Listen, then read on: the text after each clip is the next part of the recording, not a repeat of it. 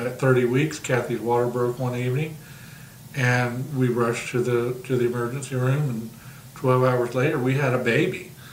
And we didn't just have a baby, we had a premature baby with lungs that weren't fully developed.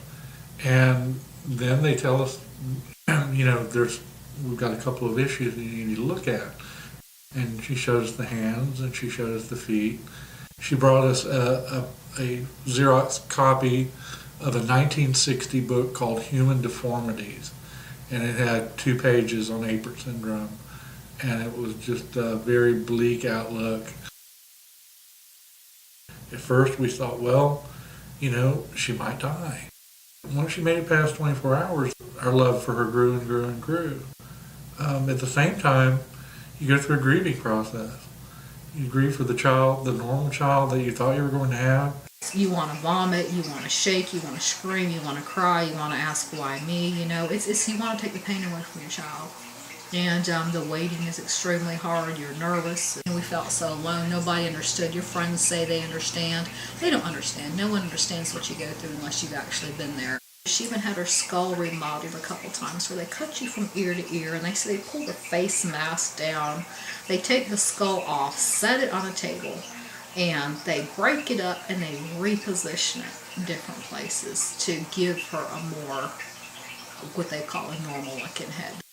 Someone called us from the Maury Povich show and told me to please cry when I went on there to draw the crowd in for ratings, and I had to say, I've got nothing to cry about having a child with special needs. If anything, I've got celebrations. It's nothing to cry. There's no poor me about this. I wouldn't wish this on anybody. I wish Teeter didn't have Apert. But the thing is, she does, and so you just have to, you take what you're given and just go with it.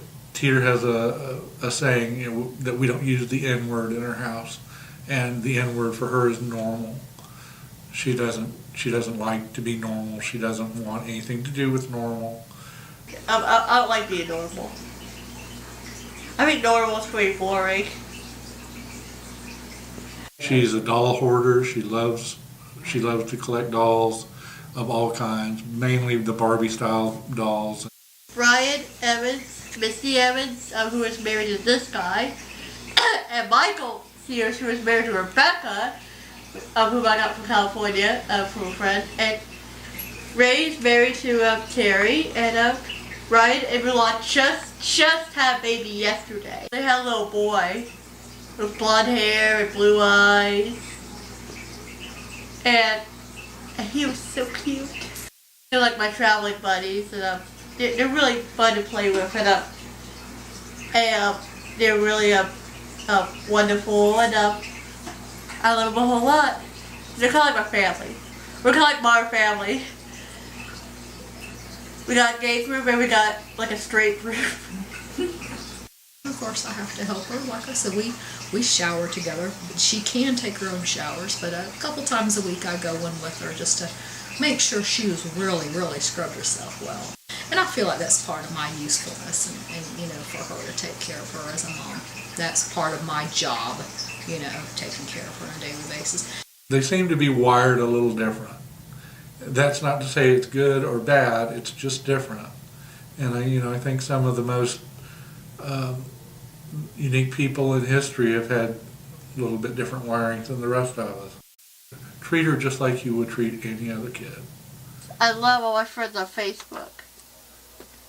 I especially like my guy friends, like Christopher and Dan, and all those crazy people on Facebook. I think I've got maybe 1,200 friends on Facebook, and I would say maybe 800 or 900 of them maybe are Apert families, and I would say I've met probably 300 families, if not more.